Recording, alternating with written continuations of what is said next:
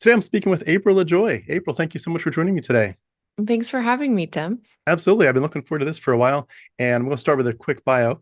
April is married to Beecher, and they live in Tennessee, and they've got two kids. And April's dad was a Pentecostal evangelist, and her grandfather was a pastor. So that's an interesting background. I'm sure we'll talk about some of that shortly. She earned her bachelor's from Dallas Baptist University and got her master's in journalism from Regent University. She is an independent film producer. She's well known for her TikTok channel. I'll have the link beneath that for this beneath the video. By the way, please go like and subscribe. Check out her awesome work. She focuses there on satire and sarcasm regarding evangelicalism, purity culture, Christian nationalism, and other toxic aspects of Christianity. She's also worked as an adjunct professor at Lee University. She even worked for the Christian Broadcasting Network as well as the 700 Club. She even sung on the Jim Baker Show and participated in the Jesus Marches Across America events. She's done work with radio and video production for many years. She's even worked for the Dallas Mavericks. So you've done a lot. She's Wow. published many articles over the years. She's also an author. Her first book, self-published, was called A Dying Breed. Her second book, which has just been published, is called Star Spangled Jesus, Leaving Christianity and Finding a True Faith. She's also on YouTube and Instagram and so forth. And I did want to mention too, sort of as a way to pass the ball to you, you and your husband are some of the most fun people that us we viewers could come across online. You all are great dancers. You laugh. You're constantly making jokes and having fun. And I came across your engagement story. Could I ask, as you introduce yourself, could you tell us how that engagement story video came about, and then tell us more about yourself? Sure. First of all, I am very impressed at the rundown that you just gave. I don't know if that's on LinkedIn or where you found that, but that is impressive. I haven't told anyone that I worked for the Dallas Mavericks in a long time. And I was literally just the t-shirt thrower at the home games. Like they shoot the guns and the that was my job. So it was not like Nice. a high class. That sounds like a fun Um, job, though. it was. I was I mean I was a huge Dallas Maverick fan, and then I got married and moved away, and I still am a fan, but I don't. You just can't watch the home games all the time when you live. Well, we actually live in Kentucky now. We moved last year from Tennessee. Anyway, so the engagement story. So my spouse Beecher, we met at Regent University, which is Pat Robertson's college, if you didn't know. And we decided to, it was actually Beecher's idea. They were like, let's make a video that kind of goes through just kind of the moments of our relationship. I think we had been dating for a year at this point, and I had already made a lot of really goofy, funny videos like with my brothers in high school and college. And so I'm a little bit of a ham and I like being in front of the camera and doing goofy stuff. So I was like, great, let's do that. I we had talked about getting married, but for whatever reason, I had my blinders on and was just not expecting a proposal at the end. What Beecher told me was that at the very like the last shot, there was going to be a door in the middle of a field, just a standalone door, and that Beecher was going to edit it to where when I walked through, on the other side was this like animated world with all these butterflies and birds and all that stuff. But when I walked through the door, Beecher was on one knee and asked me to propose. And so we edited the video together. By we, I mean Beecher. Beecher edited it, and we posted it on YouTube. And then, like the next day, I was getting texts and comments that they saw someone took it from YouTube and put it on. I don't even think the place exists anymore, but it was called Godvine because Okay. we mentioned like our church and worship and like how I was a worship leader at the time too. And so the conservative Christian world just like latched onto it of like, oh my gosh, beautiful Christian young love and blew it up. And so it went viral. We ended up being on Fox News, on Fox and Friends to talk about our engagement. And then we were on the 700 Club up talking about our engagement too, because it went viral and they played clips of it. Um, so yeah, that was really the first time I ever went viral before I started going viral intentionally, like on TikTok and stuff. Well, That's so funny you found that because I feel like that gets buried. Like I don't even, it happened so long ago. I forget about it. And that was back when, Beecher and I were both still very evangelical, which we're not now. And then Beecher then too was identifying as a cisgender male, and now they are non-binary. And so it was just a whole different world. that's so cool. And I think the reason I appreciate it so much is just it looks so romantic, and it looks like you all have so much fun together. And I think there's a lot of us that when we're deconstructing or deconverting, we need to see other couples that are successful in this and saying, I'm questioning this, I'm questioning that. Oh, you're not landing in the same place necessarily as me. And a lot of us are struggling a lot with the idea that a lot of relationships do break down in the midst of deconstruction just because somebody's faith feels threatened or this or that.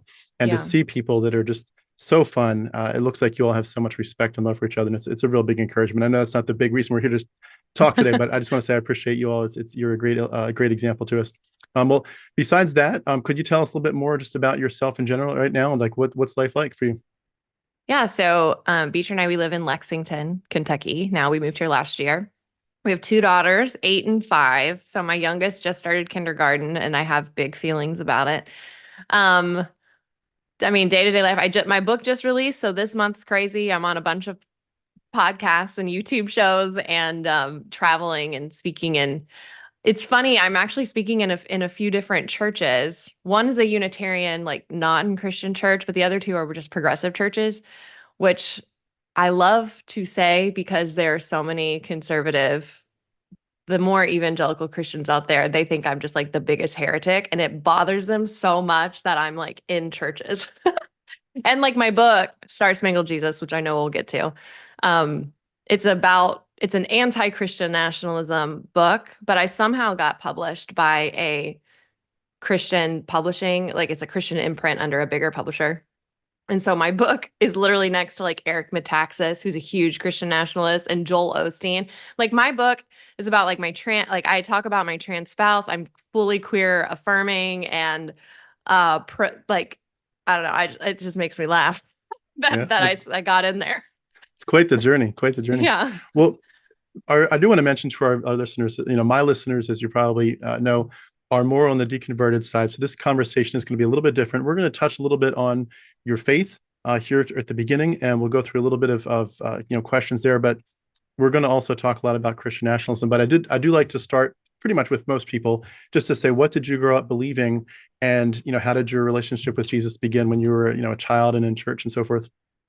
Yeah. So my dad, as you had mentioned, was a Pentecostal preacher. He was an evangelist for most of my childhood. So me and my two brothers and my mom, we would travel with my dad. I was homeschooled. We had a motor home that we would travel around America, and my dad would preach church to church. I would sing, my brothers would sing, my mom would sing. It was like a whole family affair of ministry in these churches. Wow. And we also went all around the world too. Like my dad would get it's weird looking back, but we called them crusades. And so we'd have these crusades in big stadiums in Africa and Singapore and wherever. And so by the time I was 18, I'd been to over 30 countries. And so definitely had like a world, you know, like I was just my eyes were open from a young age on just different cultures and stuff. So that was cool. My grandfather, so my dad's dad, was also a pastor of a large church in Dallas. I'm originally from Texas. And at the time, like in the 90s, it had 4,000 members. And that was before like mega churches and satellite campuses were a big thing. So I was also raised not only as an evangelist kid, but as like a pastor's kid and granddaughter. So my life was kind of always under a microscope, which feels bigger than it actually is. So what we believed is we were Pentecostal, so we believed in miracles and faith healing, and that as long as you asked God and had enough faith for something, that God would answer your prayer. And we believed that America was a Christian nation, and that Democrats and abortionists and gays were ruining our chances to stay in God's good graces, and that we needed to get America back on a righteous path. And by doing that, you vote Republican. So I really believed that only true Christians could vote Republican, and that the Republicans had the monopoly on Jesus's teachings, which I learned later was a very ironic thing to say. Um, Sure. and I mean, so many things I believed in the rapture. I believed at any moment a trumpet would sound and I would get sucked up into the air naked because the left behind books say you leave your clothes behind for whatever reason. Like heaven can accept you, but not your clothes. That's a non-starter. Yep. And actually that one messed me up big time. I remember I was 13 and I had a moment where I was on AOL Instant Messenger, like in our den in our home. And this is when we lived in Florida because we moved there randomly for a little bit. And suddenly the house got really quiet and I had been flirting on AOL Instant Messenger with a boy. And so immediately in my head, I was just thinking, oh my gosh, like the rapture just happened and I am left behind because I was just committing this sin of flirting with this boy. And for like 20 minutes, I was just had a complete panic because our cars were still in the garage. My mom's purse was on the counter. There was ironically folded clothes on the bed, which I was hoping like I think she just did laundry, but my brain's like, but what if she didn't?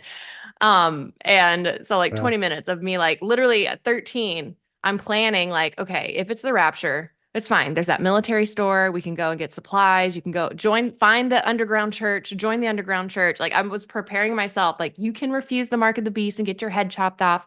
That's going to be a quick death. It's okay. You can do it. That's better than eternity in hell. So I was like preparing to be a teenage martyr. But my parents were just on a walk, my whole family, and they just didn't tell me. Wow. Um, That's a little trauma.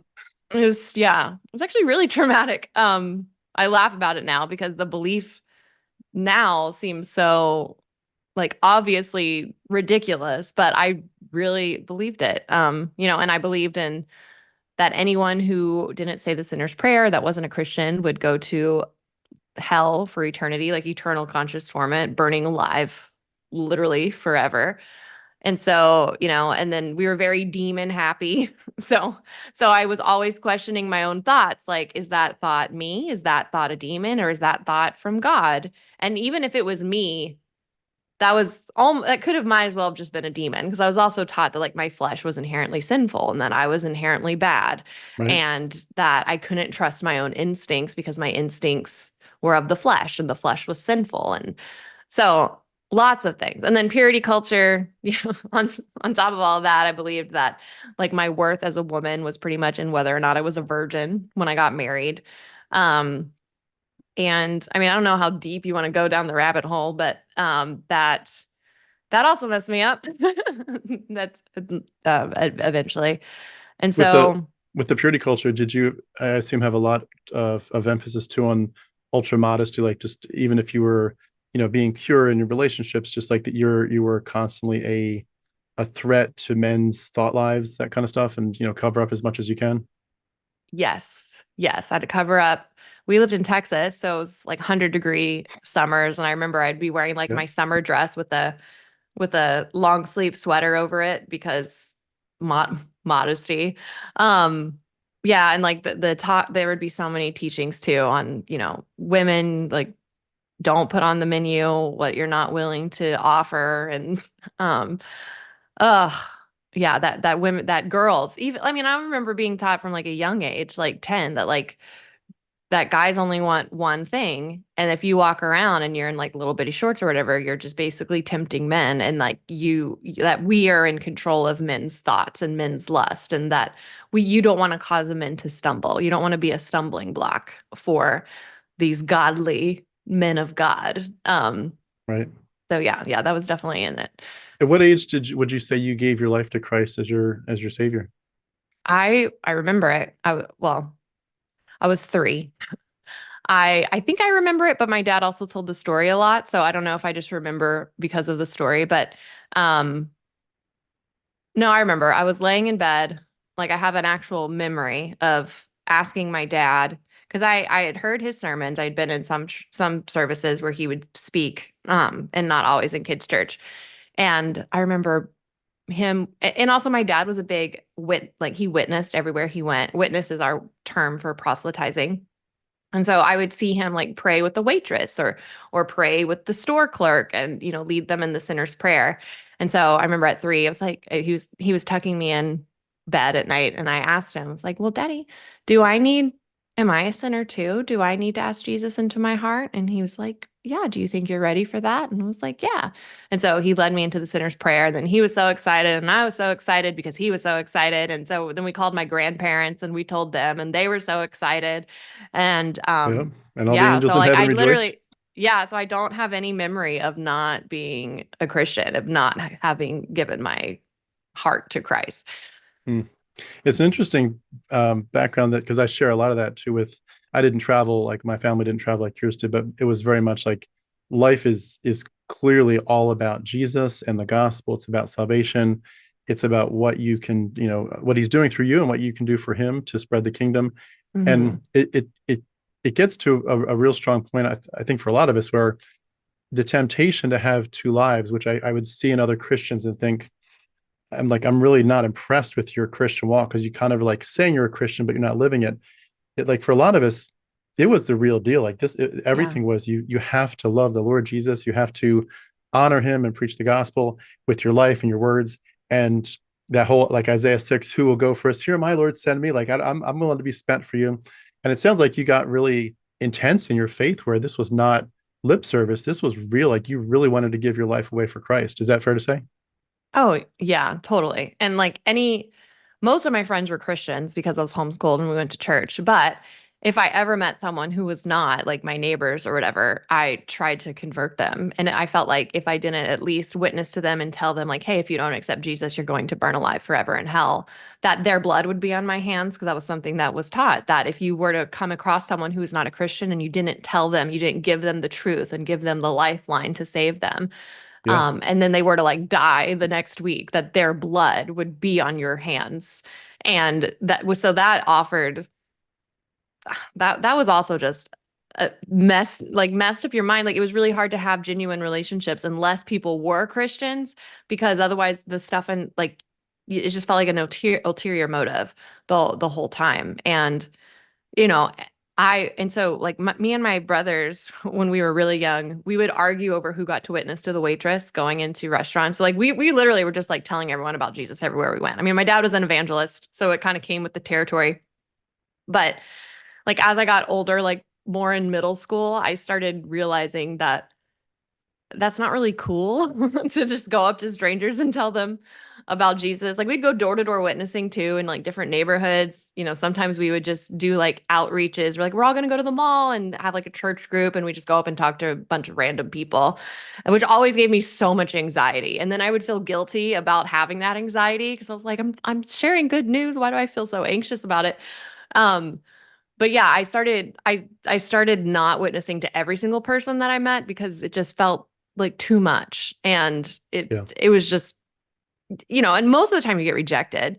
Um, and so, but then the guilt when I didn't witness to someone would just kind of like eat at me like the whole day for like a couple days. And so then I would be like, well, I'll witness to the next person just so I can get that, like clear my conscience. So Hmm. yes, Uh, yes, I was very much in it. I felt called to like basically like my life was bigger than myself, and I felt yeah. like God had a calling on my life, and that whatever job I ended up having, which I wanted to go into ministry, but whatever job I ended up having wherever I was, like it was still a mission field because I was not of this world. Like this world was not my home, like in the world, not of it. It is my job to win as many people to Christ as possible, and that's like the ultimate calling.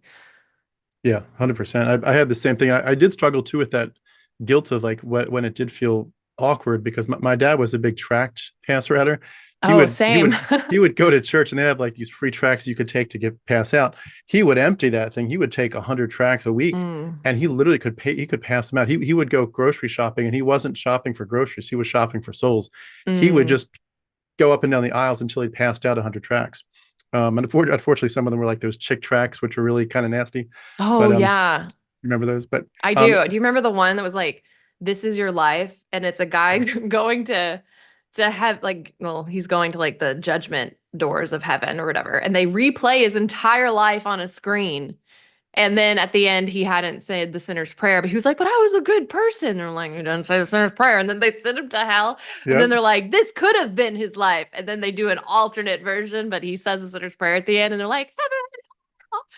Oh my gosh. I like that also made me I don't know if it originated from the chick track, but I definitely believed that at some point So I think some children's pastor or youth pastor said it at some point that whenever I did get to heaven, even as a Christian, I would still have to watch back my entire life in front of my, like, all my loved ones in Jesus. So Yes. that also, even though I knew I was going to heaven and saved, that also gave me anxiety just throughout the day of being like, oh my gosh, I'm gonna have to rewatch this with my grandparents one day. Yeah, I had that same anxiety, and you think later, like, wow, some of these videos are going to be rated X-rated. NC-17 and X-rated. Just like, No. but we're all going to do it in front of I was God. like, I know, I really hope heaven has censor bars. Exactly. Well, I would love to hear again, just a little bit more of your story before we get into your book. Your story has obviously changed. You've adjusted course on several aspects of your worldview. Like what were some of the early seeds that began to shift your thinking? Like because for a lot of us, I mean, I didn't even start until I was in my 40s. But for a lot of us, when you're in it to win it, and it is your everything, and you know that like there's no better life, there's no better perspective, and you just know that you have the truth. You know that you know that you know that you're right. Eh, to shift often takes something that really shakes you up. Yeah. And I'm just curious, what were some of the early seeds, and how did they grow that started to make you think, that some of your perspectives needed to change a little bit, and that maybe arguably some of them were toxic, and that if you wanted to be the best version of you and live the best life possible, that you had to readjust your belief system. Yeah. So I would say I mean, there were always little things along the way that would kind of get stuck in the back of my head that I tried to ignore. But the first really big thing that happened was in 2011. My dad was diagnosed with stage 4 non-smokers lung cancer. Mm, And it was like a really rare, freaky kind of thing. And he was only 57. And we were Pentecostal, so we were like, no problem. We just will have faith. God's going to heal him. Doctor said he probably had 6 months to live, even with chemo and treatment. But we were like, we're gonna fight it. So my dad went on chemo. My dad did radiation. Which in hindsight, I wish he probably would have been better if he didn't, but that's neither here nor there. But so he died 4 months later, despite us laying hands on him and everyone, we had hundreds of people from around the world like agreeing and praying and believing too, like based on the theology that we believed he should have been healed, like God should have healed him, and God did not. So that I knew that I could not have had more faith that he was going to be healed. And so when he wasn't, I immediately started questioning the more Pentecostal aspects of my faith and faith healing and miracles. And I also just felt really betrayed by God. And I started questioning the power of prayer and like, how, like people that would make posts about like, oh, look, God gave me this front parking spot because I prayed and blah, blah. Like the stuff really started to piss me off because I was like, why would God help you get a parking spot, but he couldn't heal my debt? Like he has got time for that, but not this. Um, and so I kind of went a little quiet, like just real inward. Like I used to be a really big extrovert, and I think I became an introvert for a while just because I was really hurt, and I had a lot of anger towards God that I couldn't admit because you're not supposed to be angry at God. So I was just kind of harboring it deep down. And so I just kind of stuck with that for a while, and I really became like I just was not a fan of Pentecostalism. I was like, that's a sham. That doesn't work anymore. And so that was the first thing. That was in 2011, which kind of like that gave me enough doubt that it opened up my mind to eventually rethink other things. And so the next thing can I ask before you was, say the next second thing, just to clarify, were you like at that stage where your father was really really sick? Were you like sure and convinced that he wasn't going to die? Just like oh, absolutely sure? I knew God was going to heal him. Wow. Like I just had no doubt. And my dad had no Mm, doubt either. And so we all just believed that we're like, why? Because my dad, I mean, he had laid hands on people that and we believed that they said that they were healed of whatever things. And, I was like, I'd given my life to God, and I like my whole entire life was to just make God's name known. And so was my dad. And I was like, there's no way he's not going to heal my dad. Like we did everything for God, mm. for him to just turn his back. That's how it felt Would anyway. would you say it was in a similar level to like where we would say, I know the Bible is the word of God. It's divinely inspired. It's his love letter to us. I know it's not just the work of man. Was it at the same level? I know he's going to heal my dad. That those like if one Yes. is wrong, the other might be, questionable. I don't know that that would have been a conscious thought yet because I still believed in I think that was when I maybe started thinking of the Bible as not literal. Still inspired by God, but not literal, Right. if that makes sense. It was a very slow burn. I definitely started deconstructing when my dad had passed, but a lot of those doubts I was too afraid to even like acknowledge. They were Yeah. there, but I was just very confused, but I didn't want to admit how confused I actually was, if that makes sense. Yeah. I use the illustration that it helps me. I don't know if it helps other people, but I use the illustration that like my worldview was like when you set up dominoes and you know how Mhm. you can like click hit the first one and then 1,000 fall. Yeah. I think of it like the dominoes were all set up, but they were a mile away.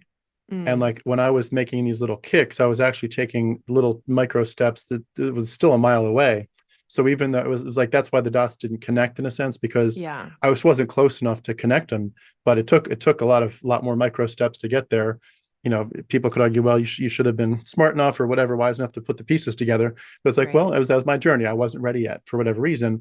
Eventually, I'd make those micro steps did add up to a mile, and I got there, and I took one last kick, and bam, it all changed. But anyway, it is interesting how sometimes it does take us a while to connect those dots. And I think too, there's the issue of the terror aspect of it, of like if what I've believed forever isn't necessarily either all true or even parts of it aren't true, if I have to deconstruct too much, there's implications of this, and the terror of those implications is just too much to face. Even if we couldn't verbalize that, we just know in the back of our minds this has implications. I just cannot go there. I'm not emotionally, psychologically ready for that. You know what I mean? Yeah.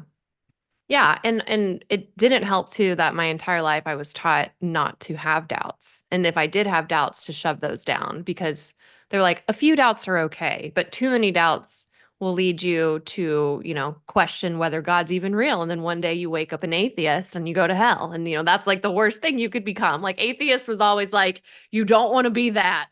Yeah, exactly. So so yeah. Yeah, exactly. Well, thank you for entertaining my extra question there. But feel free to take us into your second story there.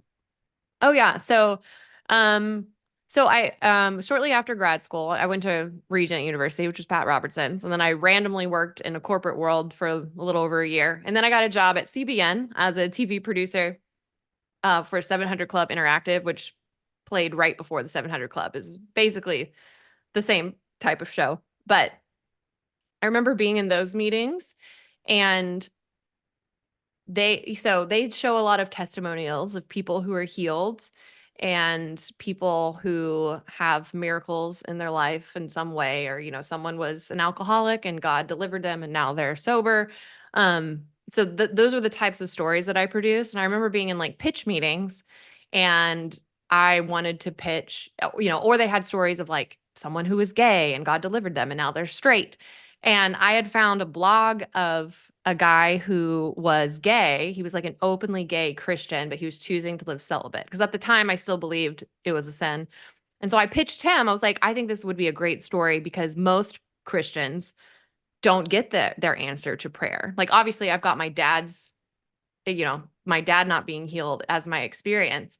And they were like, no, that wouldn't encourage people because we don't want people to think it's okay to like stay in their sin. Like we want people like there was just this like I realized that even though the stories that they were presenting they were true-ish, but they were very much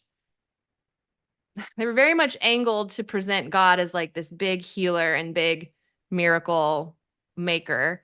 And like one of the stories I did was like about a 1-year-old boy who had cancer and then was healed of cancer. And so we gave the healing credit to God, even though he went through chemo and he had the best doctors and he had like all this treatment. And I remember that kind of bothering me a little bit. Like I still made the story because it was my job and like it was still like a subconscious thought, but I just felt like we weren't being honest with what actually happens out in the real world. Um so that I was in that season. Like I was kind of questioning, like, I don't know if I feel right about what we're doing. But I never expressed that out loud because I don't even know if it was a conscious thought. It was just like this kind of little thing tugging at me deep down. And then That's a weird place to be there. yeah, yeah. And so I was there in 2015 when the Republican primary started and Donald Trump started coming on the scene. And at the same time, that summer of 2015 was when gay marriage was legalized in the nation by the Supreme Court. And I remember the moment it happened, like the moment the news broke, I was sitting in my CBN cubicle and you just suddenly started hearing just wailing. They were like, "Oh, oh no!" Like people would thought, I thought, like, are we under a terrorist attack or something? Like people, I think I heard someone crying, and people were just losing their minds. And so I opened. I knew that the ruling was coming, so I opened up CNN on my desk, and I saw the headline that they had legalized it. And I remember, like, even though I still like my theology technically was still, I believe that homosexuality is a sin. I I was not feeling the despair that everyone around me seemed to be feeling. And I remember, like, I was watching the live footage of people in DC, like gay couples celebrating, and they were so happy. And I felt joy for them, but then I felt guilty that I was feeling joy for them because I'm like, what is wrong with me? Like, why am I not with everyone around me? And Hmm. so that I was in that position already. Like I was just quietly kind of keeping it to myself because I didn't know how to reconcile that.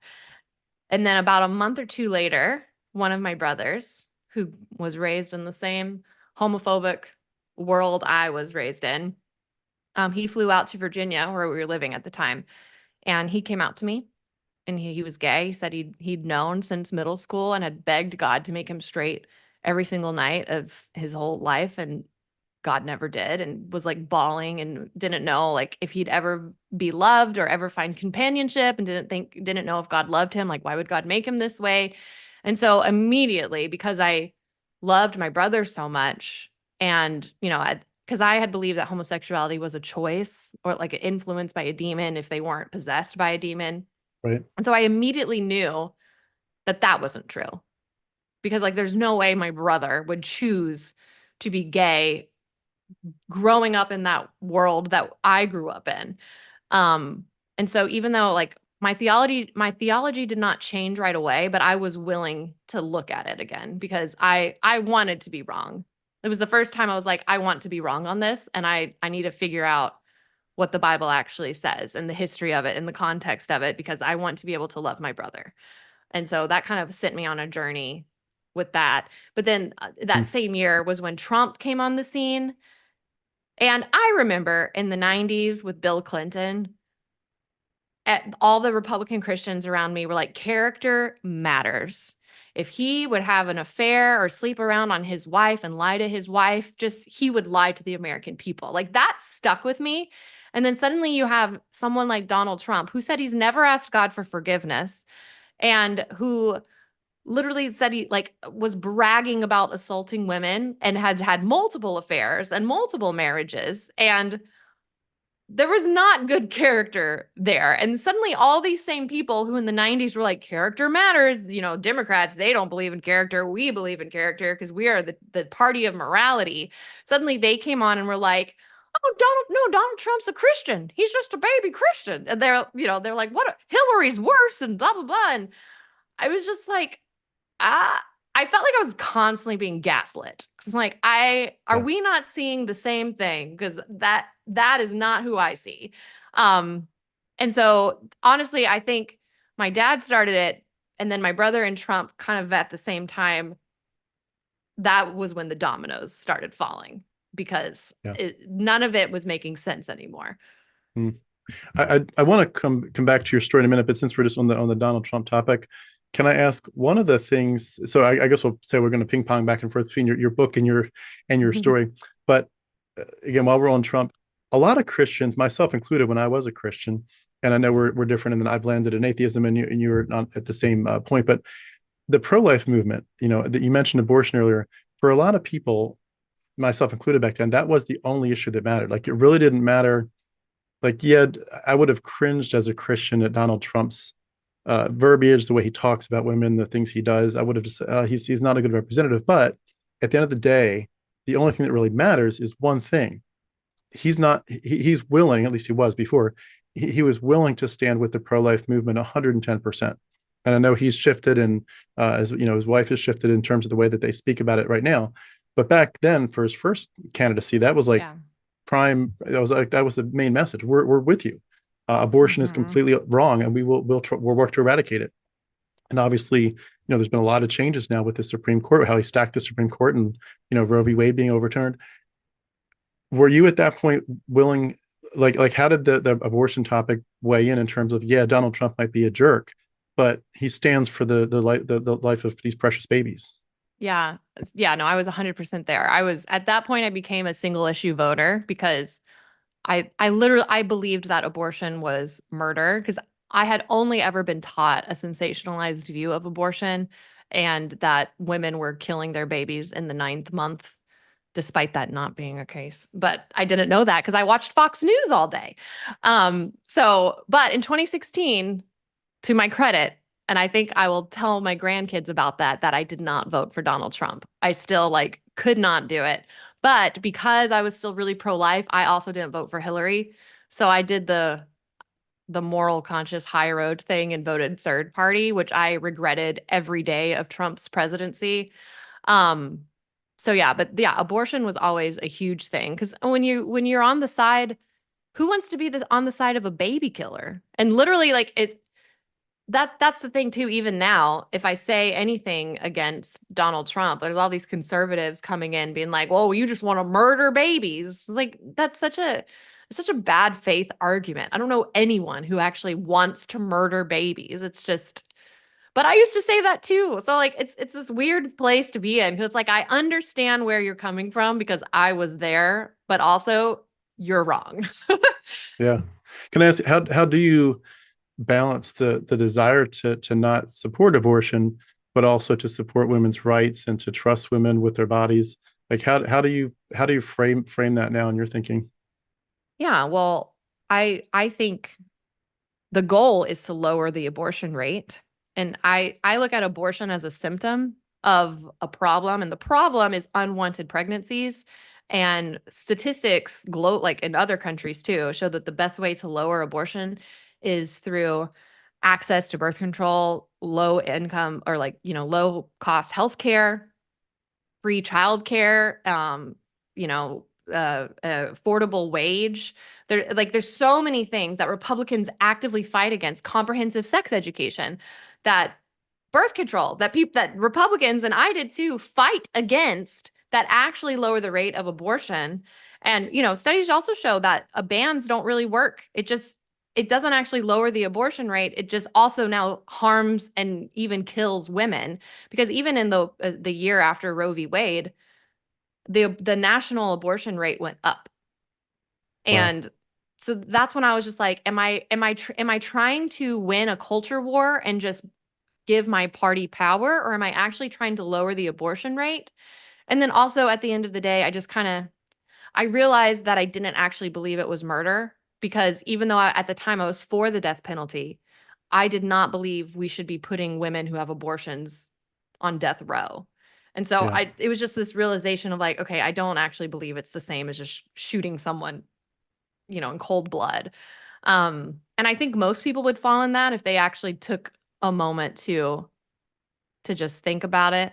But yeah, Yeah. and just look at the presidency too. Abortions go down under Democratic presidents usually. And it was just kind of like, okay, well, the data is going against what I actually believe. It's like, why am I still actively?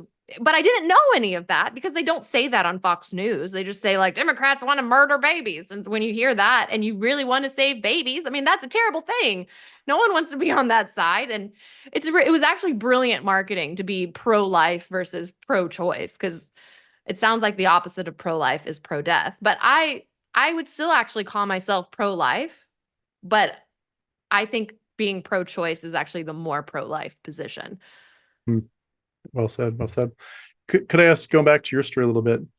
And this is where we talked beforehand about, I'm going to ask you a few questions sort of about where you've landed with your faith, but sort of playing devil's advocate, but we're not nothing like a debate or anything, but like, where have you landed with your faith at this point in terms of like, how would you describe like what Christianity means to you after all the deconstruction that we've talked about and some more we'll talk about shortly, but what does Christianity mean to you today?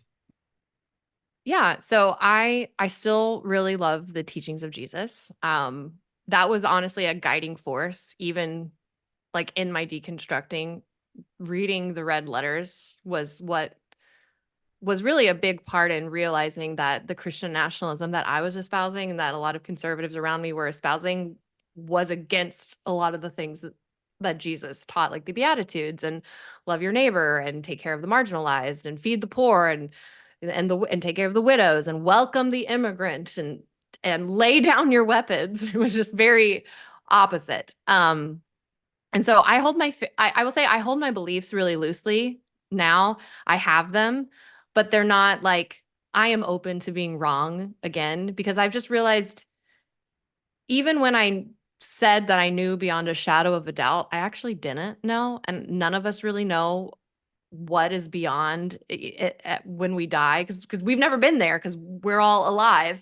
And so I like I don't feel the need to defend my faith. I don't feel the need to proselytize. I'm not trying to I have a really good friend who's an atheist and we like get along. I don't try to convince her. She doesn't try to convince me. Like and I also don't believe in hell anymore. So that's a big kicker. Like That's it's huge. yeah. Um How do Christians respond when you say that typically? Oh, they think I'm a heretic and I'm not a real Christian. I'm a false teacher and I'm going to lead people to hell by saying I don't believe in it.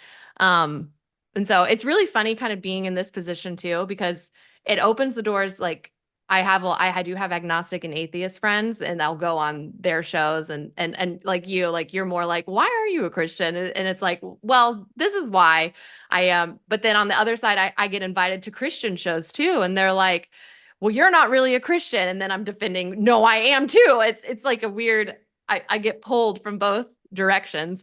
Um, It's a hard but spot to be. yeah, I mean, it's fine. It's honestly, it's just where I feel like I'm supposed to be right now because I think Christian nationalism is the biggest threat to our democracy at the moment. And I believe I am in a better position to take it on by still being Christian. Yeah, They are more likely to listen to me as a Christian than they are to you as an atheist because you know what it was like when we were in it. We thought atheists were all led away astray by Satan and couldn't be trusted, and you had like devil horns when you went to bed at night or something, which exactly. I don't believe for the record, but I know they do. So, But I think you're a good reminder, like you're just seeing someone like you're a good reminder that this, like when we were in Christianity and it was all about the fundamentalist perspective of it's black and white, you're with us or you're against us, there's no gray area. And I think a lot of atheists do end up having this issue where they might be atheists and they might claim, oh, we've left this black and white thinking of Christianity, but then mhm, they still keep it of like, how can you deconstruct and not be an atheist? Like, no, that's black and white thinking. Like, you don't have to think like us. Like, yeah, we don't want to tell each other if you don't agree with me and land where I landed that you're right, dead wrong. There might be discussions we can have, but it doesn't mean that you have to be. And I love to tell my kids that I'm like, you don't have to be anything. You don't have to be an atheist like daddy. You don't have to be a Christian. You don't have to be anything. Like it's your journey. And to give that people that respect of saying, you just land where you feel right. And maybe, like you said, it might change, it might not. We're all learning, we're all growing, we're all figuring out what information we've not had, and we'll get more of it. Like people say, when you know better you do better. So it's like but we can give each other that freedom and grace, if I can use that word, to just be like, it's your journey, it's my journey, and that's okay. But I just to represent the atheist community for a second, if I could. I think the one thing that's hard is that the teachings of Jesus are very much a mixed bag. So there are some things where he's like, wow, like he's really looking for trying to look out for the downtrodden and the oppressed. But then he does specifically endorse the torment of hell, and where he's offering absolutely no mercy, no way out. He's racially insensitive to the woman at the well. He calls her a dog. He's doing all kinds of condemning of human sexuality, where his human sexuality teachings are very harsh and sort of absolute. He suggests people should mutilate themselves instead of having lustful thoughts. He supports very harsh punishments, including the death penalty. He endorses slavery. He has a violent temperament where he's just, mean to his closest followers. He's ignoring his own mother. He's, of course, throwing over tables. He's got a lot of rage and aggression. He encourages people to abandon their families. He frequently lacks compassion for people, where he's like, he could heal all these people, but he only heals a few, and he leaves most people, including children, to just be stuck in their suffering. And it does seem like it's a mixed bag, and I think that's where I struggle with. Like I've got a friend too who's heavily deconstructed, but he would not call himself an atheist, but he would just say, I'm a follower of Jesus. And I'm like what? And it feels. I think the hard part is, I think we all are on a journey where we all, even as I was a fundamentalist Christian myself, I was a very strong Calvinist, that we all kind of find our way to pick what we're comfortable with. But at the end of the day, we're all actually not in some ways representing the Bible accurately. I mean, like the Trump people, we could argue people that are fully for Trump, and they would say we're the hardcore Christians, we're the ones that really follow the Lord, and we really honor God's word. We could pull Bible verses and say, like, you're not supporting the downtrodden, you're not supporting the, immigrants, you're not supporting the poor. So like they're cherry picking their verses, but they think they're the ones that are, the right ones. Progressive Christians, we all, say they're all cherry picking stuff. It's like everybody's cherry picking versions. And of Mhm. course, all the denominations are going to cherry pick which verses they want as to why Orthodox this is right, and Reform this is wrong, and so forth.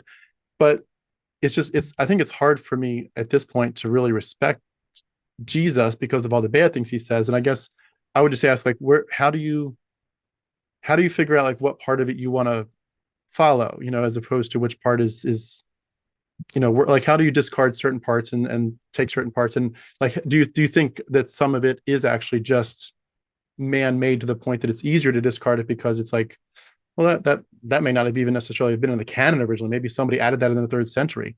Maybe that's why I shouldn't follow that. Do you know what I mean? Like, how do you Yeah. figure out which where you want to land? I mean, I am a full believer that everybody cherry picks, and I think you can use scripture to either liberate or to oppress. Yeah. And in this country, Christian nationalists and conservatives, Trump supporters, they are using scripture to oppress. And I'm trying to use it to liberate. And Mm. as much as I hate that this is where we are, you have to fight these people who believe that the Bible is literal scripture that we take literally with scripture. Yeah. Like you just have to. And so, I've heard the way that atheists believe, like a lot of them think that Jesus was this awful being. I don't read the scriptures in the way that they may take it, and I understand why they take it that way. That's just not how I would interpret that. I'm much more of a I would say I'm more of a universalist now, and I believe that God, the divine, is much, much bigger than Christians give him credit for or her credit for. Yeah. And so, but the reason why I still hold on to, like, what I would say is I follow the teachings of Jesus is I'm a humanist. I believe in loving your neighbor, trying to make your communities the best. And I believe in God. I believe in a divine. I've had spiritual experiences that I can't explain from a logical perspective. I don't know what to do with that. There very well could be a logical explanation, but I have not found that yet. And the name and the language that I used in those moments was Jesus. And so Mm. that's like Jesus to me is just the name that I use for the divine, but I believe that same divine could easily be meeting with a Muslim or meeting with a witch in the woods somewhere, like I'm just more I believe that the divine and that love is in everybody. And like I just don't get in the weeds of my beliefs like I used to. And I Yeah. know it's easy to be like, well, why do you believe, like, how do you explain this away? And I honestly I don't have good explanations. And I'm okay with that. I'm okay with not knowing. And I'm okay with the fact that I might be wrong. Yeah. But I like to me, like the belief is just an intangible and it's just up here. It's up here. What I think matters far more is how I treat my neighbor. Like I'm much more of like as long as we have shared values, I don't care if we have shared beliefs. Believe whatever you want to believe as long as you're not actively harming people. Which is why Yeah. I actually think I in some ways I have more in common with people like you than I do a lot of like Trump supporters today because we have a shared, you know, desire for humanity to flourish and to see to see the marginalized taken care of, and to fight for the oppressed and to seek justice. And like to me, like those are the things in the Bible and the things of Jesus that I want to emulate. And I'm not calling my mom saying like, I hate you, mom, I'm going to follow Jesus. Like I know I'm cherry picking, and I know that's going to be an unsatisfying answer, but that's just it. Have you seen that video from Abraham Piper where he talks about how sometimes that the need for us to feel like we have to explain ourselves is or to defend why we haven't landed a certain place. He's like, that's still like playing by Christianity's game. He's like, you're allowed to just walk away. And if they say you got to explain yourself, like why are you landing here and not here, like it's okay to just walk away and say I don't need to explain myself. I love Yeah. that freedom that he emphasized, because it is, if we we're many of us are still kind of playing by their rules, and it's like Hmm. I don't have to explain myself. Something in me just says there's a splinter in my mind that doesn't feel right. And I know, the verses, don't lean on your own understanding, trust in the Lord only. But it's like there's something about me that feels like I can't be authentic when I'm in that camp, and therefore I've got to do what I feel is the best thing. And I'm sorry if it doesn't agree with everybody, and I'm sorry if I can't always explain it the right way. But like I'm not going to do something that feels so toxic, and I'm not going to defend it. I'm certainly not going to pass it on to my children, things like that. Yeah. In terms of going, just a few final questions for your story, and then we'll get into your book. Assuming that Christianity has some kind of level of truth to the worldview, what does the afterlife look like to you? Like, what do you think happens when you die, or what do you hope happens when you die? And like, has your perspective on heaven changed at all in terms of, like, if some people would say, "Oh, it sounds boring. We're just gonna, it's like, a million hours of worship service." Like, has it changed since you deconverted as to what you think your life's going to be like when you die? I mean, I don't believe in hell, and I want to believe in heaven.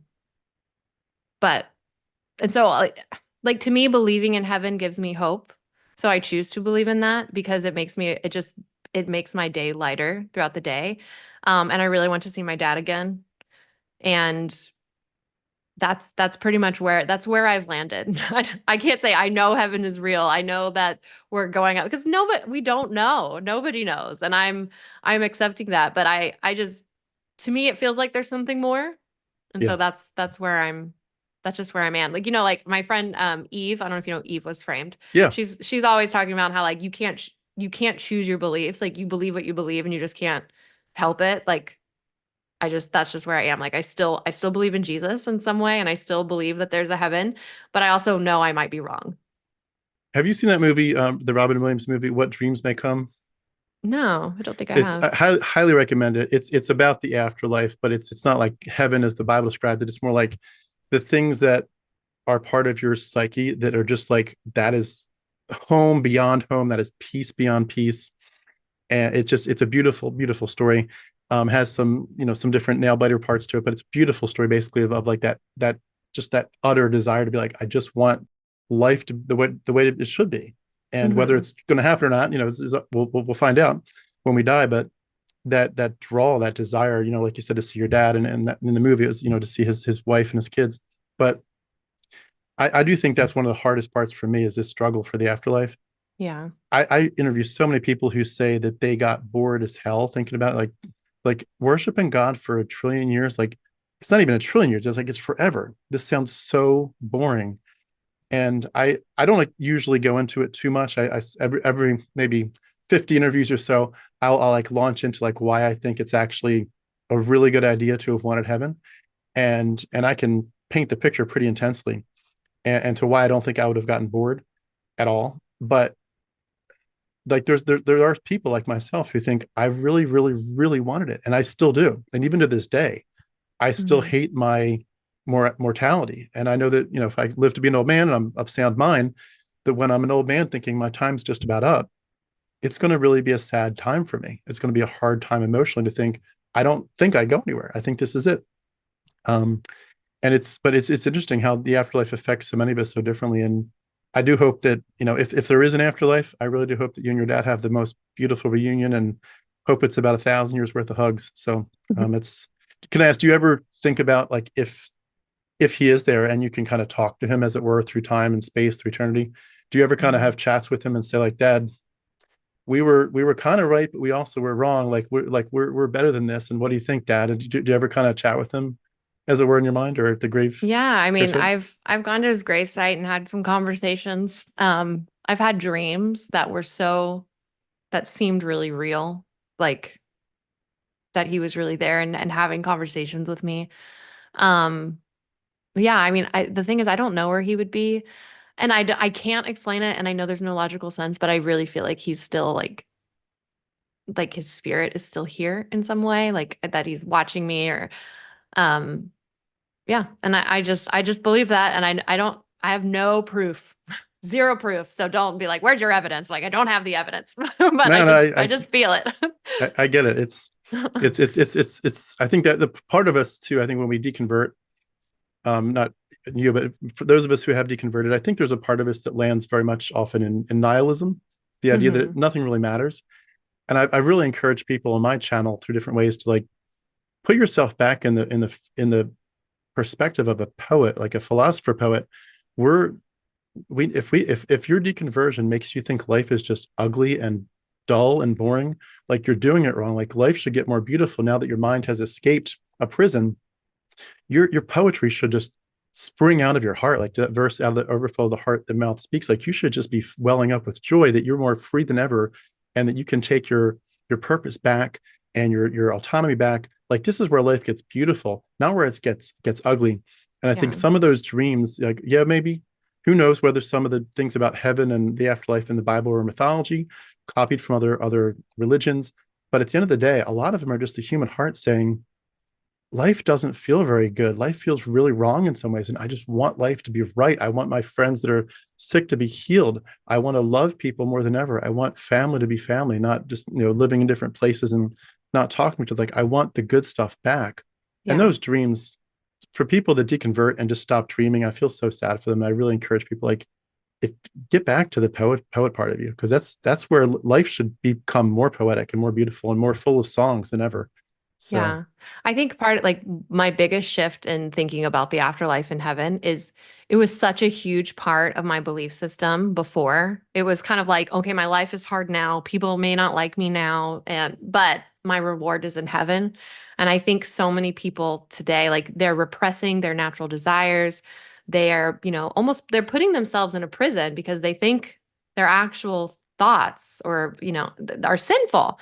But they put all their hope in the afterlife and like, well, when I get to heaven, like this is not our home. And now it's just shifted. I'm like, I believe in heaven. I hope heaven is real, but that's not my focus. My focus is bringing heaven to earth, trying to make the people around me in this world as best a place as possible and spread as much love and kindness as we can. And it's just much more in the here and now, which I think is much healthier than just constantly just thinking about the future that may or may not happen. yeah, agreed.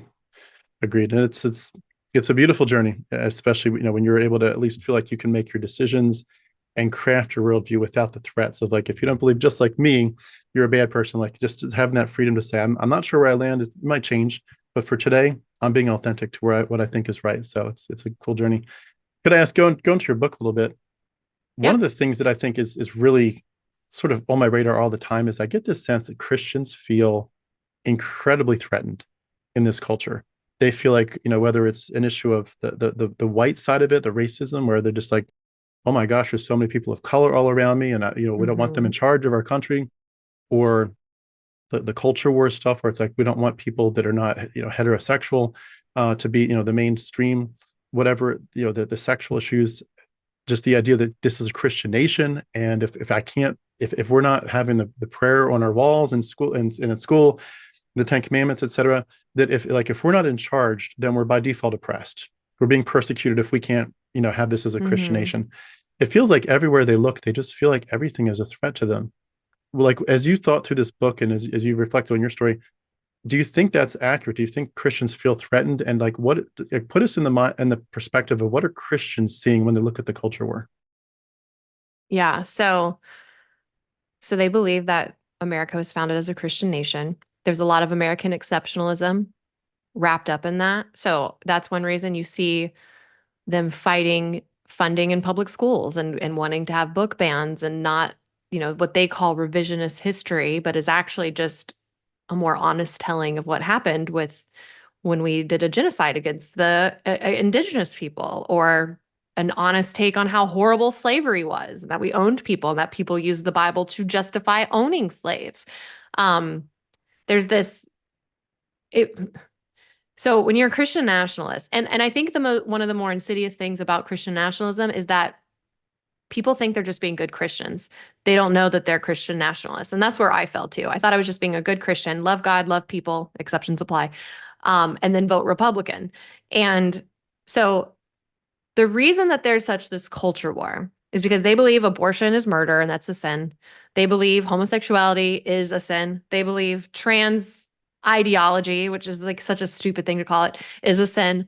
And so like for example, my dad wrote a book called America Say Jesus. I sang a song that I also wrote called The Same Thing. And he had a prophetic warning on the cover of the book that said, unless America defines her God, which is Jesus Christ, that God would lift the veil of protection over our country and we would experience bloodshed. And so there's this belief that God supernaturally blessed America throughout our history, gave us supernatural strength in all the wars. Even though like there were Christians on the British side in the American Revolutionary War, like you don't think about that. They were just godless heathens, like, and God blessed the Christians. And so when you believe that, you cannot see America as bad at any point, because then you have to question whether God is bad, because God sanctioned all of these things that America did and blessed our country and helped form our country. So when you believe that, so that's why there's a war in education, right? They have to keep their American exceptionalism up here. And then when you still believe that, and you believe that, like Jerry Falwell, for instance, after 9/11, he said that God let that happen because of abortionists and homosexuality and the ACLU and blah blah, which I think he apologized for later. But still, he said it, and a lot of people were like, "Yeah, yeah, that is what happened." Hurricane Katrina. How many pastors came out and said that that was God's judgment because of homosexuality? Like, the gays are quite powerful. They get blamed for all these really catastrophic events. Um, so when more and more things like that happen, more extreme weather events, terrorism, all that stuff, we looked at it as God kind of slowly lifting his veil of protection because we weren't a Christian nation anymore. And that in order to get back into God's good graces, we had to become a Christian nation. And whether or not these people actually became Christian, which was the ultimate goal, because we also wanted to save their souls. But first, we needed to save the soul of America. And the best way to do that was to legislate morality and to, overturn Roe v. Wade, which was a lifetime goal of mine. Not when it happened. When it happened, I was very upset about it because I had changed. But there was a time where I would have celebrated that, banning gay marriage, banning all of these things that we saw were sins because we thought God would then bless us for that. So that's why there's this culture war. And there's also at the root of it, though, which I believe is a subconscious thing, there is this fear of change. It's a very patriarchal belief system. There's a lot of my denomination was more feminist, but there's a lot of patriarchal anti-women rhetoric within, especially conservative evangelicals, like more Baptists, that believe like a woman's role is in the home and that she must submit to her husband. Where do queer people fit in that narrative? Like, who submits to whom? Who's the head of the household in a gay relationship? So there, I think a lot of it is just like these people don't fit in their black and white ideology and the dogma, so they have to go. Like we have to ban it to keep this safe and sacred. Um, Mm. so yeah, I don't know if that answered your question. There's a Yeah, lot to it. I mean, it's deeply rooted and it hides in plain sight. And I don't think most Christians realize how much nationalism has co-opted their faith.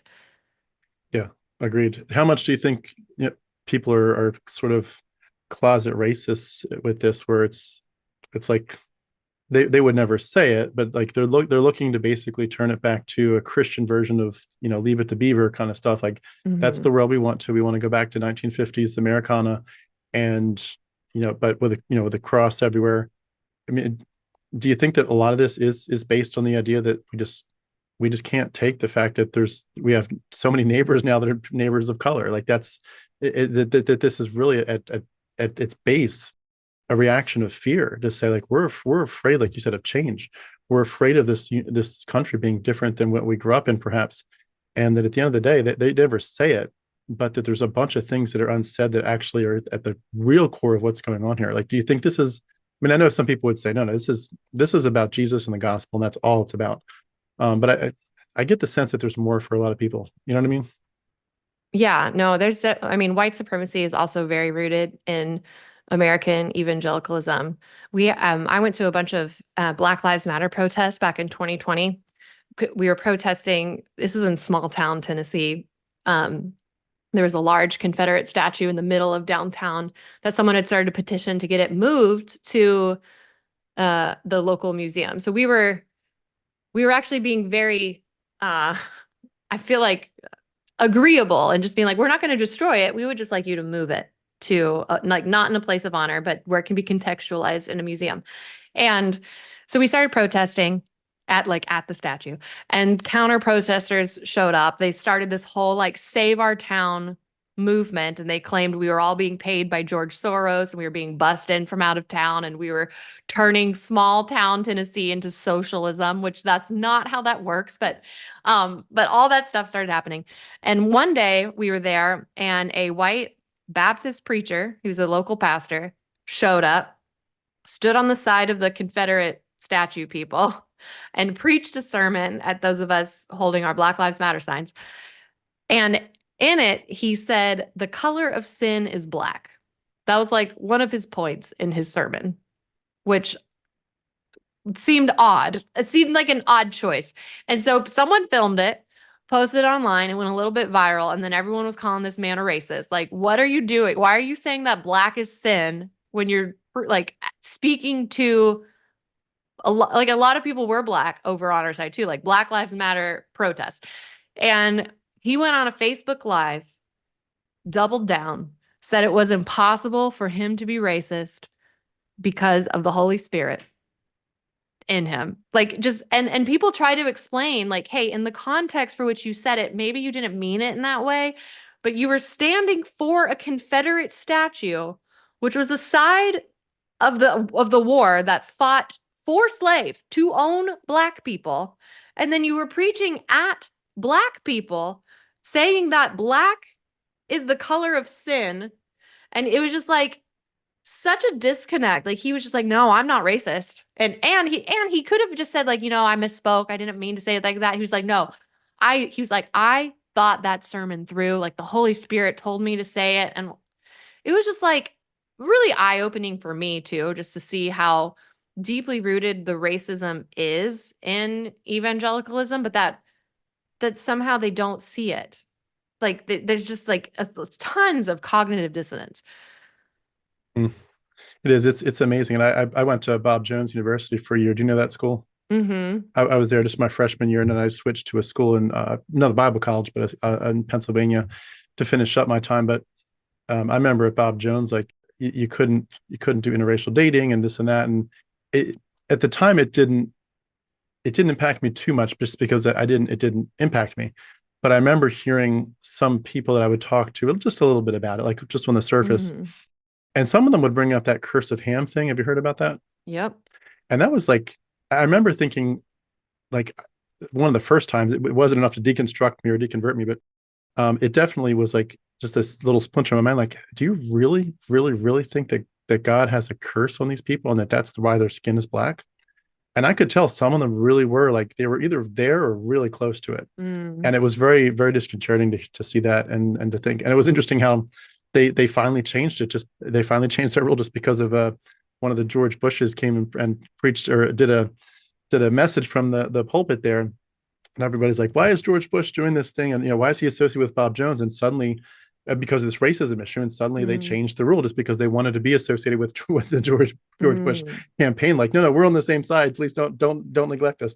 And so suddenly, this rule that was there for decades was suddenly like shelved, and it's just like, I don't know. Just it seems like racism is just hitting, like hiding right beneath the surface.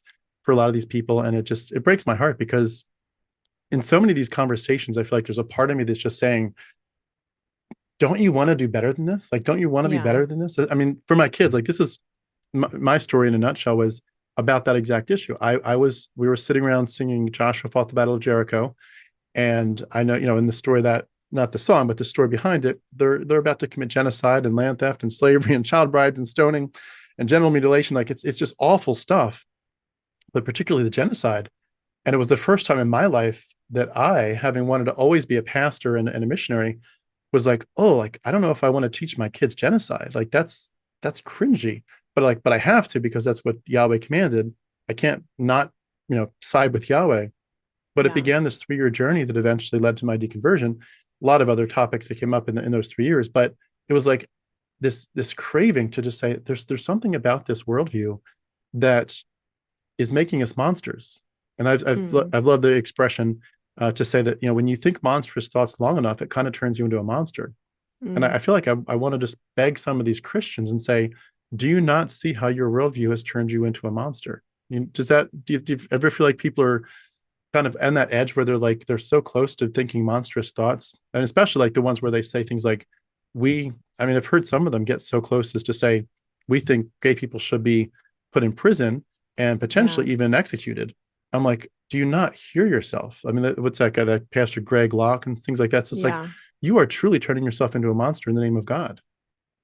Yeah. No, I've definitely seen that too. And it was one of the things that was very eye-opening to me because I think, like with my brother, for instance, when he came out and was gay, I it was one of the first times that my heart disagreed with my theology. And it happened a lot throughout in little moments where my heart was saying, like, this doesn't feel right. But my brain was like, no, but this is what we believe. So we have to do this. And I think two things either happen. You either choose the theology so often that you almost lose your heart completely, like you shut that part down so far, or you choose your heart and you become willing to reconcile to rethink certain beliefs, to choose love over dogma and figure out a new way of approaching those beliefs.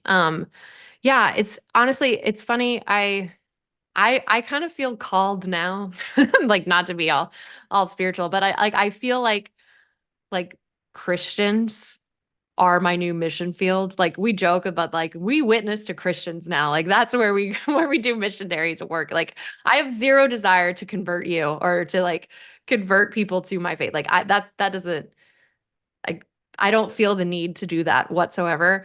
I do though. I know enough.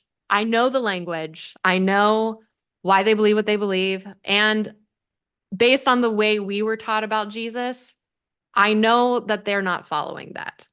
Like they're not following love your neighbor. And the thing is, I think most of these people, most Christians who get caught up in Christian nationalism, I actually think that they mean well and they think they're being good. Like they think they're doing the right thing, even though they're actively taking rights away from people and harming people and, being jerks online or whatever in protest. They have justified in their mind that they're doing good. And I've found that if you can just, and it worked for me too, like once I realized I was actually harming people, one, it threw me into an existential crisis because I wanted to be good. Like I always had the desire that like I want to be a good human, I want to be a good Christian. Um, and when I realized my beliefs and the things that I was saying and perpetuating and voting for was hurting people, I it crushed me, honestly. Like it was a really hard pill to swallow, which is why I think so many people double down because they don't want to have to admit that they've caused harm. Um, so that's like one reason why I still have why I have my platform, why I call out Christian nationalism, why I'm willing to stay in this battle is it's like my repentance because I think there's a better way. I think Christian nationalism, white evangelicalism, is a disease on this country. And, for now, I'm not saying I'll be here forever, but for now, I feel like the best way for for me to combat that is to stay in the religion with them and duke it out, you know? Um, Well, but that's yeah, it beautifully is said. disheartening. Like it's regularly disheartening. Like I still don't understand the support for Trump. Like I understand it. I understand the racism and like the anger and the repression that we all feel. Like Trump kind of said the quiet parts out loud that we all kind of thought at some point, and he enabled the worst parts of evangelicalism. So I understand that. I understand the indoctrination and all of that. So I get it on that level. But then I don't get it too, because I see Trump and I'm like, really, guys? Like, he's so obviously not one of you. Like, he is grifting you and manipulating you. Like, how do you not see it? It's so obvious. So, like, I'm also in the middle on that because I both understand because I used to be there, but I also don't understand because it just seems so obvious.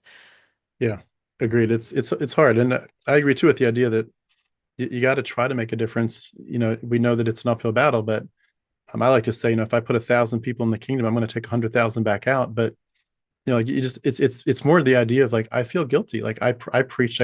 My preaching was not in a church as much. I didn't end up becoming a full pastor, although I did a lot of preaching and in a pastoral role, sort of as an assistant pastor. But my role was more like street preaching and soup kitchen preaching, that kind of stuff. A lot of Mhm. youth group preaching, and so my my heart though was like I look back at that and I think how many of those teens did I threaten with hell? How many of those Yeah. people in soup kitchens did I tell about hell? And I put people on that path, and it breaks my heart. And you just think I just want to undo some of the damage if I can. And I think too, once you learn certain things, like once you learn certain information about the origins of Christianity, you're like, I should have known that. Like, why didn't someone tell me about this or that? And then once you know, you're like, you know what?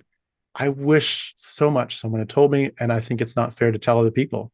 And so I feel like that compulsion is really there to let people know what I discovered that made such a difference. But going back to your book here, because we're sort of running short on time, I do want to ask if you could. I know your book is partly a memoir, so people are just going to have to actually read it to hear all the stories. But sort of what's the call to action? Like, what do you want people to take away from that? Either directly or in between the lines. Like, what do you want people to look at this and say, like, look, this is my journey, but this isn't just read April's story. This is like we're at a pivotal time, for such a time as this. This country has a lot on the line. This is what I want you to take away from this book. What would you say to people who might consider getting your book? Yeah. So it is part memoir, and there's a lot of I did a ton of research on it too. There's a pretty decent in note section for people that say I just made it all up. I've got sources. But so Thanks. there's like history of Christian nationalism, kind of weeded throughout, and then I relate a lot of my personal stories. It's also funny because I do it. And I tell. There's just a lot of weird things that happen in evangelicalism, just in general. So humor is how I cope. So I tell it in a kind of palatable way, I guess. But the call to action is I don't think people who weren't raised religious in a more nationalistic worldview, they don't realize how serious Christian nationalism and how much like they actually do want to make America a Christian nation. And we're really close right now in a very scary way, like with Project 2025 and Donald Trump. Like Christian nationalism, it's making the strides that I wanted it to make back in like the 2000s and when I was really in it, that it's scary. Like there are men in Christian nationalism right now that want to repeal the 19th Amendment and take women's right away to vote.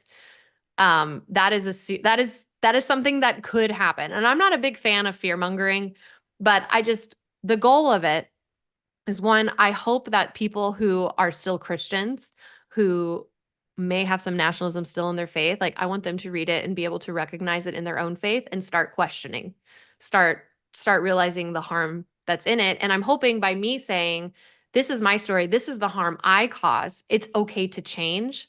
Like my goal is just to have people just to rethink their beliefs that are harmful and to just be better, like know better and do better, just to that we can all get along, that atheists and Democrats are not evil demons, like they're human beings, and to stop demonizing and to realize like we are not innocent either just because we're Christian, and in many ways we're worse.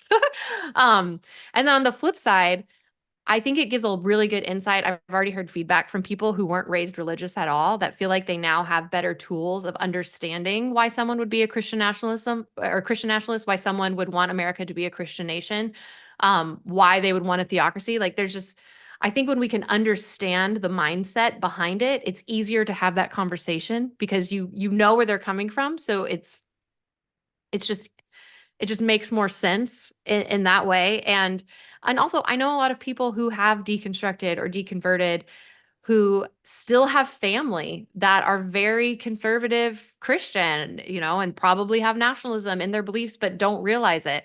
And I think it could be tools to help just communicate with your family, or if they're willing to read it, just plant a little seed, and hopefully like we can start building bridges just with broken families that are happening because of just the divisiveness that we're in right now in our country.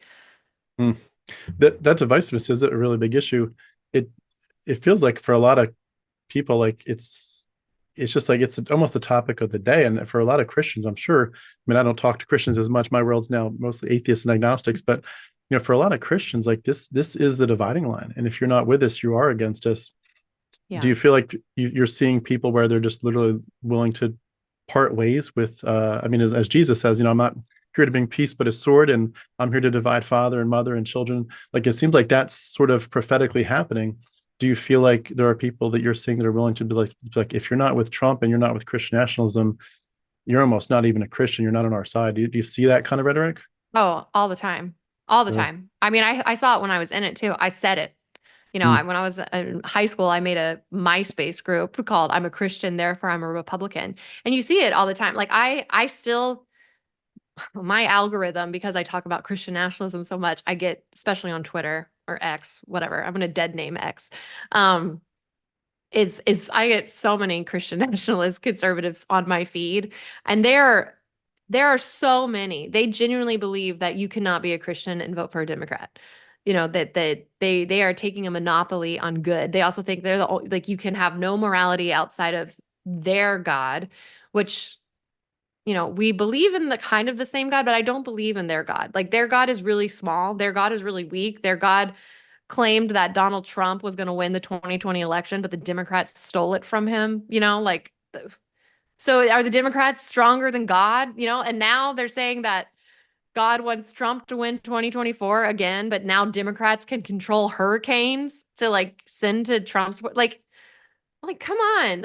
There's so like, and also I have a whole chapter on conspiracy theories in my book too that explains why conservative Christians are more susceptible to conspiracy theories because it's built into the ideology already. Um, mm. so I don't remember what your original question is because I kind of went on my tangent. What was it? Just it's dividing families where they're willing to Oh yeah. divide over this issue. Oh yeah. No, I've seen. I mean, it comes from both sides. There's both sides that aren't willing to be in relationship anymore, but I do think a lot of it has to do with just the superior complex that Christians have, which also like they believe they have the only source of truth, and that everyone else is just deceived. And so like, and they would put you and me in the same boat. And a lot of them would say I'm actually worse because like I've had people tell me like they wish I was just an atheist because they think I'm going to lead people astray, like lead people out of them because I'm a false teacher Yeah. now. Like Um, like I'm a wolf, but you're a wolf in sheep's clothing. exactly, right. Like I'm the sneaky one. So, I know most of them like that are really deep in it, especially if they're making like if their livelihood depends on their beliefs, the pastors, the Meg Bashams of the world, like they have every reason to not change their beliefs because their lives depend on it. That's how they make their money. So I'm not expecting them to change, but I do think there are people that just are misled that don't know a lot of basic facts about certain things because they're not told them. And so, yeah, I hope that my book can bring some light because I can speak the language. I know, I can hold up a mirror because like this was my life and we are the same. And it's okay that you were there because I was there too. And it's also okay to change and you'll be better off for it. Mm. I love how you mentioned that you were in it, so you can be more in a sense dangerous. I think that's a big piece of this for me is that once you're in it, sort of how the sausage is made. you also become more dangerous because you know how to undo it. It's like you've got the secret codes, you've got the passwords and so forth. And I went to Bible college to be a pastor and a missionary. I went to mission school to be a tribal Bible translator in a jungle environment. I've memorized thousands of verses, entire books of the Bible. I just from the earliest stage, from ages like 5 to 8, I was deep, neck deep in theology books, and I've listened to sermons, thousands of them voluntarily for my whole life. And it's like this is my lifeblood. I can Mm. still quote verses like, as if they're the most important part of my brain, and like, in some ways they still are. And like it's a big deal to me. But when you're that deep in it, and then you realize what you've done, how incredibly wrong it was, and how erroneous and how much toxicity is woven in. Like I can be really dangerous to those groups, and I can Yeah. undo it. And I love it because it makes it where like I can talk like them. I could walk into a church in a nice dress shirt, and they would think I look just like them. And Yeah. it's like it's almost like a way of being not stealthy because I'm obviously very vocal, but it's just saying like I'm going to undo some of the damage that's been done. And I really do think that there are people who are on the fence, who look at people like myself and yourself and say, you're saying things I've wanted to say. I've wanted to voice these questions. I feel like my identity's been stolen by Christianity. I feel like I'm repressed and I'm all these things, whether it's patriarchy or purity culture or just basic discrepancies in the Bible that they're not willing to be honest with. It's like, can we please be honest? And they see people, who are has this. We have the same vocabulary as them. We can say yes. I'm going to say it for you, and then they're like, "Oh, you had the bravery to stand up and say it. You took the words out of my mouth." But you become as it were, like your escape becomes someone else's survival manual, and I think Yeah. it's so powerful. Yeah. Well, I hope so. I think there's a lot of people that are also feeling gaslit right now that are surrounded by that world and their whole community and the echo chamber and you know, hopefully we can be the still voice that gets through and like it's okay, you're not alone. Yeah, exactly. Well, do want to ask just if you could wrap us up with a question about your TikTok. Again, for everyone that doesn't know April Ajoy, for that, there's probably about 1% of my followers that don't know who you are. For that one person out there who hasn't subscribed to her, please do subscribe to her. It's the handle is at April Ajoy. I'll have it beneath this video.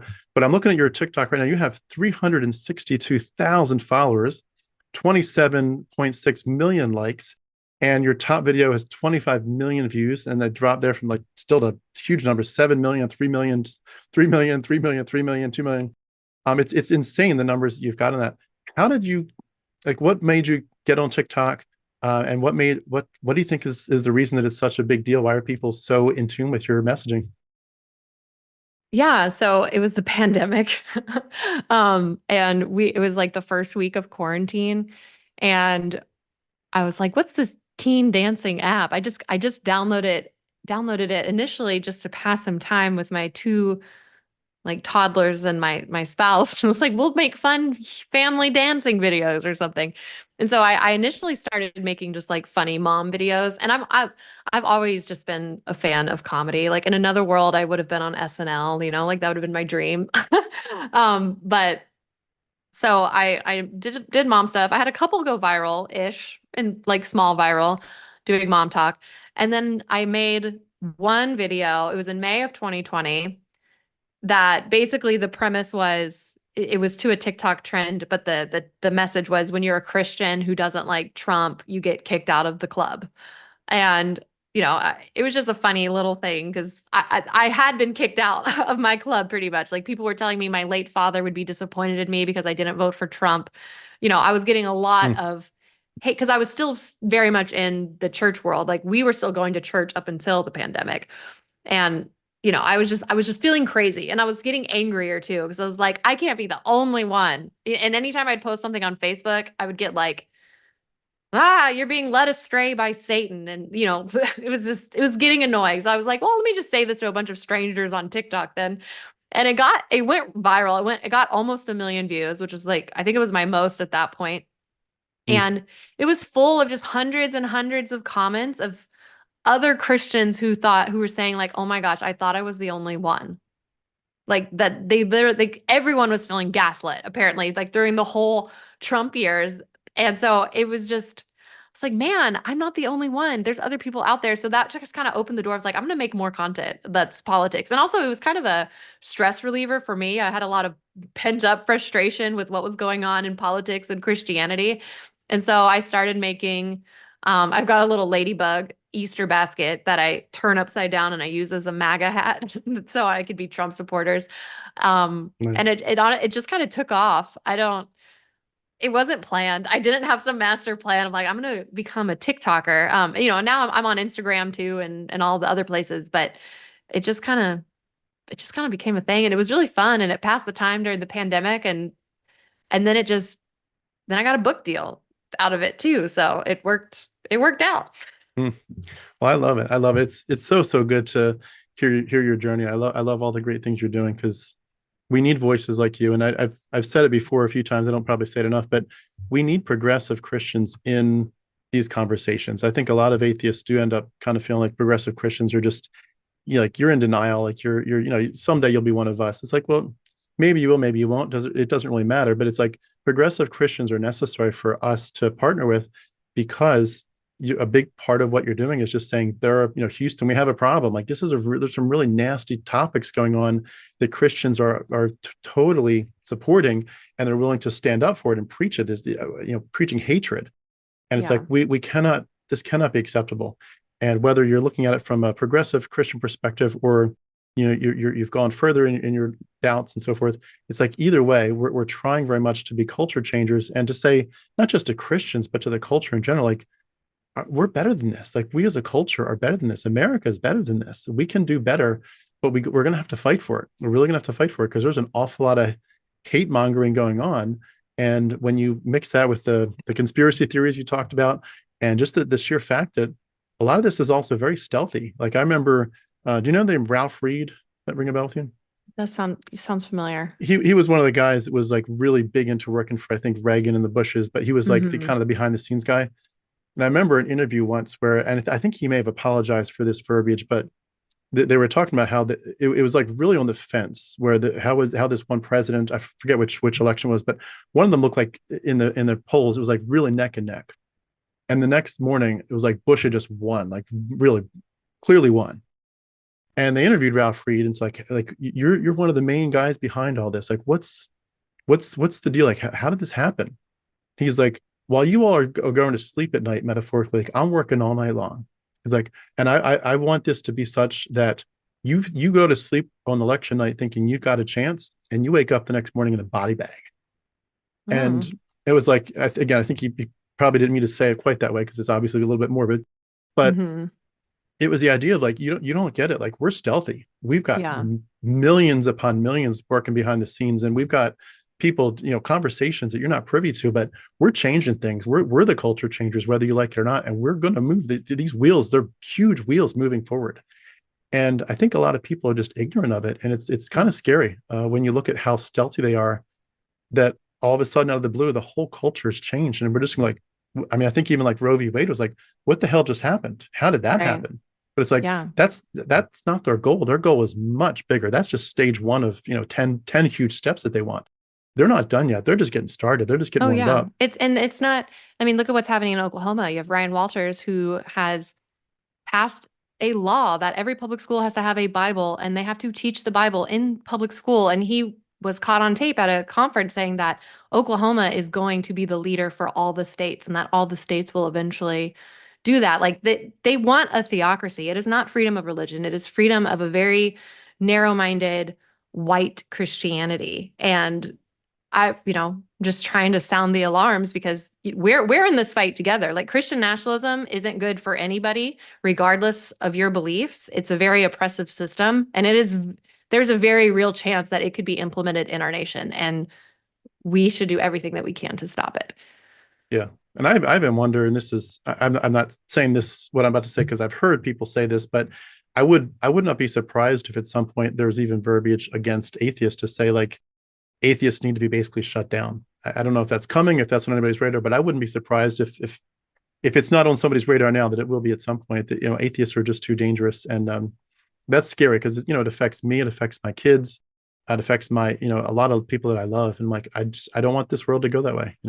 Yeah, I would imagine that that is on the radar. That Stephen Wolfe, he wrote The Case for Christian Nationalism. He's a pro-Christian nationalist, like openly so. Most of them are not openly so. But in it, he calls for heretics who do not follow, like they don't even want progressive Christians as part of it. Like we're just as outcasts as atheists in this world, but that heretics should be legally punished. So that Mm. is something that, and he's more on the fringe, but we thought overturning Roe v. Wade was on the fringe at one point too. Like this is something that could actually happen. Mm. So it's scary.